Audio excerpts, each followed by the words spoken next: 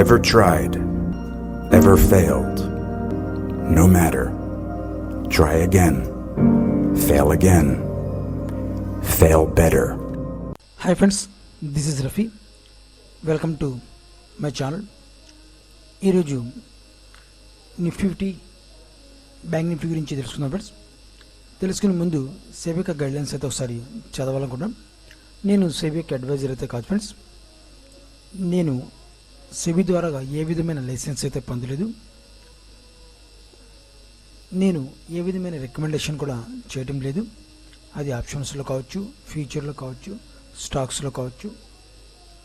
ఈ video only education purpose గురించి మాత్రమే నేను ఈ వీడియోని అప్లోడ్ చేయడం జరుగుతుంది. దయచేసి అర్థం చేసుకుంటారని ఆశిస్తున్నాను.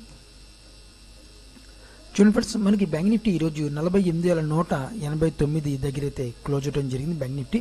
సో నేను మొన్న ప్రీవియస్ డే వీడియోస్లో కూడా మీకు నేను వీడియో ఒక పోస్ట్ చేయడం జరిగింది 2 days బ్యాక్. దాంట్లో మెన్షన్ కూడా చేయడం జరిగింది, మార్కెట్ ఒక అప్సైడ్ మూమెంటం వెళ్ళాలి. దాని లాజిక్ కూడా మీకు చెప్పడం జరిగింది అనమాట.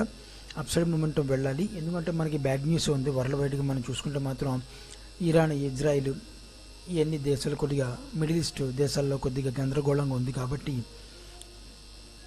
మార్కెట్ ఇది ఏ టైంలోనూ సరే డౌన్ అయ్యే అవకాశం ఉంది.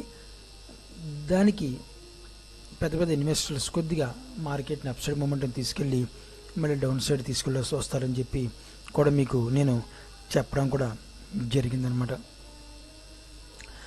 తర్వాత రెండో పాయింట్ కూడా నేను చెప్పడం జరిగింది, మార్కెట్ అడ్జస్ట్మెంట్ పరంగా ఒక అప్సైడ్ మూమెంటం వెళ్తుంటే గ్యాప్ అప్ ఓపెన్ అయితే మాత్రం సెల్లే చేస్తానని కూడా చెప్పడం జరిగింది.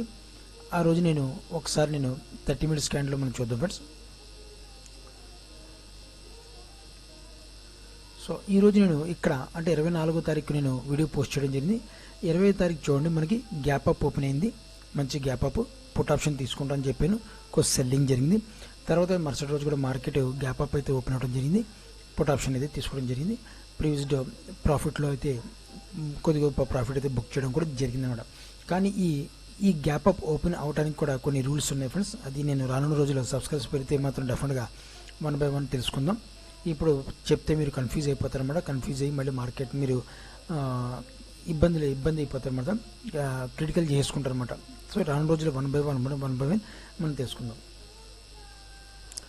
సో మార్కెట్ నాకు తెలుసుండి అడ్జస్ట్మెంట్ మాత్రం 70 నుంచి 80% అయితే మార్కెట్ అడ్జస్ట్మెంట్ అయితే చేసుకుంది. ఇప్పుడు మార్కెట్ ఓ మిడిల్ పాయింట్ ఆఫ్ వ్యూలో ఉందన్నమాట. సో మనకి ఒక సపోర్ట్ లెవెల్ ఉంది మార్కెట్కి. ఈ support level and resistant level మనం చూసుకుంటే మాత్రం ఒక middle point of view market అయితే ప్రజెంట్ అయితే నిలబడి ఉంది. అంటే మార్కెట్ కన్ఫ్యూజ్ మోడ్లో ఉందని చెప్పాలి. ఈరోజు ట్రేడింగ్ ప్రకారం మనం చూసుకుంటే మాత్రం మార్కెట్ కొద్దిగా కన్ఫ్యూజ్, ఎటువైపు వెళ్ళాలో మార్కెట్కి తెలియట్లేదు. సో మార్కెట్ కన్ఫ్యూజ్లో ఉంది. సో అదేవిధంగా తద్వారా ఒక రాంగ్ సెల్లింగ్ జరిగింది. కాబట్టి ఈ రాంగ్ సెల్లింగ్ని మార్కెట్ చాలా మటుకి 70 నుంచి 80% అడ్జస్ట్మెంట్ చేసుకుంది. కాబట్టి మనకి ఇక్కడ నుంచి మార్కెట్ ఏదైనా మనకి కావచ్చు, మార్కెట్ ఏదైనా సెల్లింగ్ ప్రెజర్ కూడా రావచ్చు, లేదంటే కొద్దిగా ఇంకొక 20 నుంచి 30% అప్ సైడ్ మనకి కొద్ది అడ్జస్ట్మెంట్ ఉంది. కాబట్టి ఆ అడ్జస్ట్మెంట్ చేసుకుని మరుసటి మనం మళ్ళీ తర్వాత నుంచి మార్కెట్ వెంటనే డౌన్ సైడ్ కూడా వచ్చేసే అవకాశం కూడా లేకపోలేదు.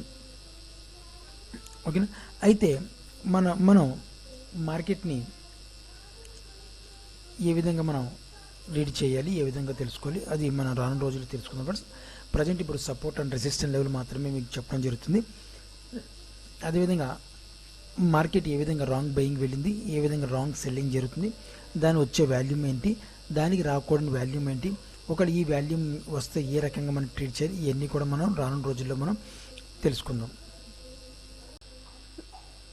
సో మార్కెట్లో ప్రజెంట్ మనం ఇప్పుడు చూసుకుంటే మాత్రం ప్రజెంట్ ఇంటర్డే బేసిక్లో ఒకసారి చూద్దాం ఫ్రెండ్స్. ఎందుకంటే మార్కెట్ అడ్జస్ట్మెంట్ వైపు మనకి మార్కెట్ ఉంది. ఏంటి మనకి చాలామందికి అర్థం కావట్లేదు మార్కెట్ ఏంది. ఇరాన్ ఇజ్రాయిల్ కొద్దిగా వార్ జరుగుతుంది కదా, ఇంత వార్లో కూడా మార్కెట్ ఒక అప్సైడ్ మూమెంట్ తీసుకెళ్తున్నారండి.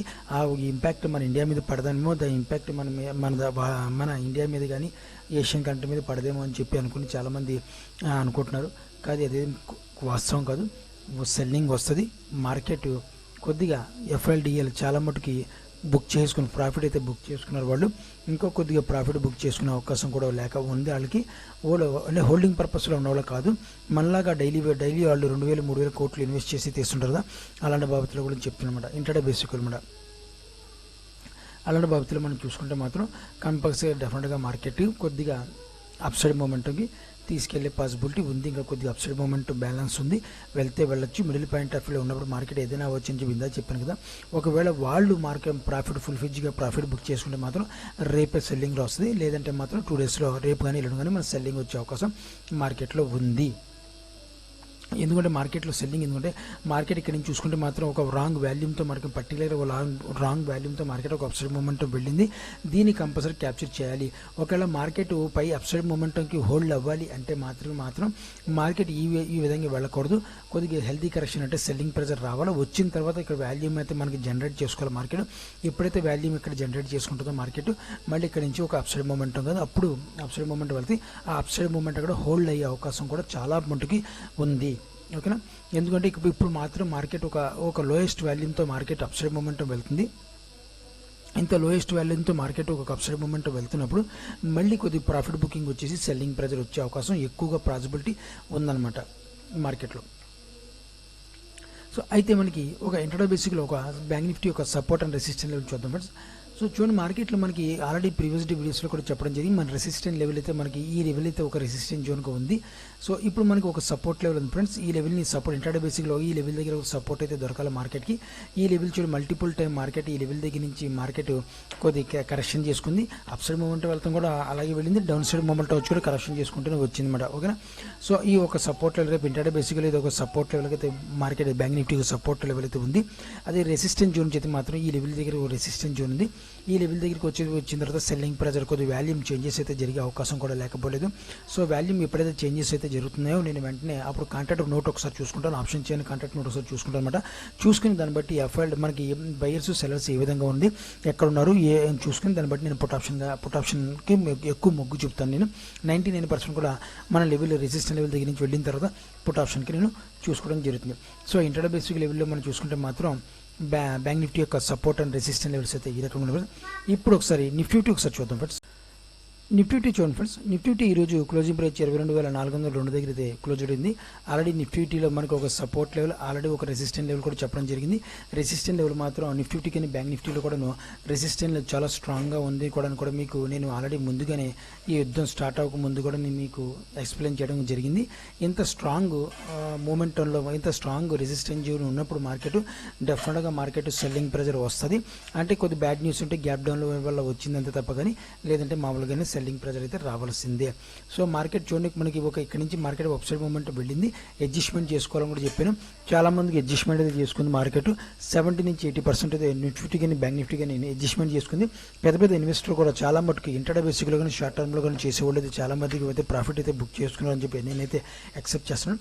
సో ఇక్కడ నుంచి మార్కెట్ కొద్ది అప్సైడ్ మూమెంట్ వెళ్ళొచ్చు, లేదంటే డౌన్ ఫాల్ కూడా రావచ్చు అనమాట. ఎందుకంటే మార్కెట్ మిడిల్ పాయింట్ ఆఫ్ వ్యూలో మార్కెట్ ఉన్నప్పుడు ఏదైనా చేస్తాం మార్కెట్ ఇష్టం అనమాట. అది వరల్డ్ న్యూస్ బేస్ చేసుకుని ఉంటుంది మార్కెట్, అంతే తప్ప కానీ మనకి కరెక్ట్గా సపోర్ట్ లెవెల్ దగ్గర ఉన్నప్పుడు ఒకలాగా రియాక్ట్ అవుద్ది, రెసిస్టెంట్ లెవెల్ దగ్గర ఒకలాగా రియాక్ట్ అవుద్ది.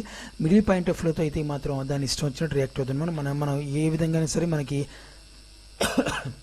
సారీ ఫ్రెండ్స్, ఏ విధమైన సినారియో చూసుకున్నా సరే మార్కెట్ చేతిలో ఉందన్నమాట. ఎందుకంటే సపోర్ట్ లెవెల్ దగ్గర ఉన్నప్పుడు ఆ సపోర్ట్ లెవెల్ మార్కెట్ ఎంత బేసిక్ అయితే ఎంత పర్సెంటేజ్ సపోర్ట్ లెవెల్ ఉందని మనం ఎక్స్పెక్ట్ చేసి అక్కడి నుంచి మనం బై చేసుకుంటాం. రెసిస్టెంట్ లెవెల్ వచ్చినప్పుడు కూడా అంతే ఏమంటారు, రెసిస్టెంట్ లెవెల్ ఎంతవరకు పర్సెంటేజ్ 100% రెసిస్టెంట్ లెవెల్ ఉందా, 80% ఉందా, 90% ఉందా, 60% ఉందా, 70% ఉందో చూసుకుని మనకి ఆ రెసిస్టెంట్ లెవెల్ దగ్గర నుంచి మనకి పుట్ ఆప్షన్ కానీ సపోర్ట్ లెవెల్ దగ్గర కాల్ ఆప్షన్ కానీ మనం బై చేసుకుంటూ ఉంటాం.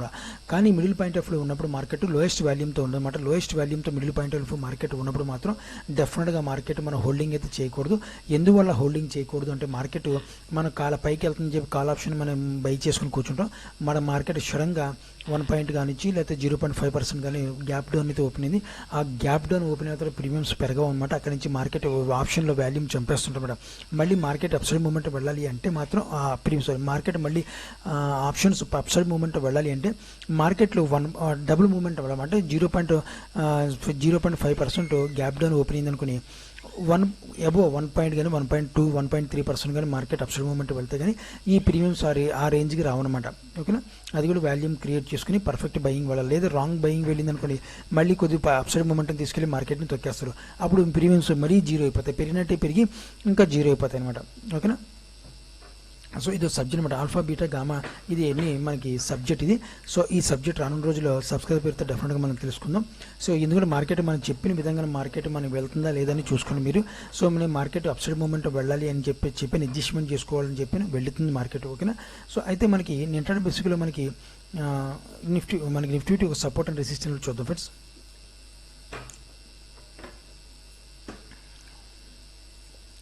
సో నేను ఆల్రెడీ మనకు రెసిస్టెంట్ లెవెల్ అయితే ఈ లెవెల్ అయితే చెప్పడం జరిగింది ఫ్రెండ్స్. మనకి ఈ లెవెల్ అయితే ఒక రెసిస్టెంట్ ఒక స్ట్రాంగ్ అని చెప్పలేదు, స్ట్రాంగ్ రెసిస్టెంట్ జోన్ అని చెప్పి అనుకుంటాను నేను.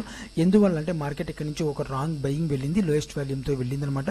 వెళ్ళినప్పుడు మార్కెట్ ఈ లెవెల్ వీక్నెస్ క్రియేట్ చేసుకోవాలి అంటే, ఈ లెవెల్ వీక్నెస్ క్రియేట్ చేయాలంటే మార్కెట్ మళ్ళీ కొద్దిగా కింద డౌన్ఫాల్ రావాలా. ఆ డౌన్ఫాల్ కొద్దిగా పర్ఫెక్ట్ సెల్లింగ్లో కావాలి, రాంగ్ సెల్లింగ్ రావాలన్నమాట. రాంగ్ సెల్లింగ్ వచ్చినప్పుడు మార్కెట్ విత్ వాల్యూమ్ క్రియేట్ చేసుకోవాలా. క్రియేట్ చేసుకుని మార్కెట్ మళ్ళీ ఒక అప్సైడ్ మూమెంట్ వెళ్తున్నప్పుడు ఇది పర్ఫెక్ట్ బయింగ్ ఉండాలన్నమాట.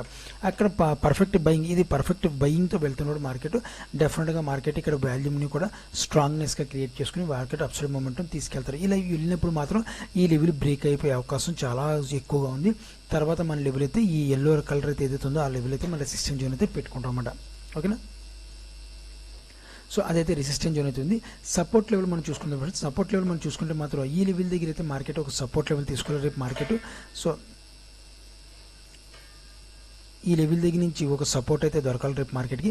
ఈ లెవెల్ ఎప్పుడైతే మనకి సపోర్ట్ దొరికింది అంటే ఇంటర్డే బేసిక్లో మనకు కొద్దిగా సపోర్ట్ దొరికిన తర్వాత హిట్ అండ్ షార్ట్ పద్ధతులకి ఈ లెవెల్ ఫెయిల్ చేసుకుని ఒక upside movement down side movement రావాలన్నమాట. ఈ లెవెల్ ఫెయిల్ చేసుకుని లేని పక్షంలో మార్కెట్ కొద్దిగా ఈ లెవెల్ దగ్గరికి వచ్చి మార్కెట్ కొద్దిగా 5 మినిట్స్ కానీ 10 మినిట్స్ కానీ 15 మినిట్స్ కానీ కొద్దిగా సస్టైన్ అవ్వాలి. సస్టైన్ అయిన తర్వాత మళ్ళీ బ్రేక్ అవ్వాలి. బ్రేక్ అయితే మాత్రం ఈ లెవెల్ బ్రేక్ చేసుకుని మార్కెట్ డౌన్ఫాల్ అవుతుంది.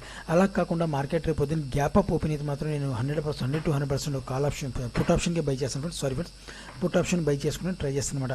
అది కూడా మన రెసిస్టెంట్ లెవెల్ దగ్గర అయితే మనకి హోల్డింగ్ పర్పస్లో కూడా నేను ఆలోచిస్తాను. మన రెసిస్టెంట్ లెవెల్ దగ్గర వెళ్ళిందంటే మాత్రం నేను పుట్ ఆప్షన్ తీసుకుని హోల్డింగ్ పర్పస్లో నేను మార్కెట్లో పెట్టుకుంటాను. అది 2 డేస్లో మార్కెట్ ఇస్తుందా, 3 డేస్లో ఇస్తుందా, 5 డేస్లో ఇస్తుందా, 10 డేస్లో ప్రాఫిట్ ఇస్తుందా, అది మార్కెట్ చేతిలో ఉంది. వాల్యూమ్ వచ్చిన దాన్ని బట్టి నేను డిసైడ్ అవుతాను, ఓకేనా.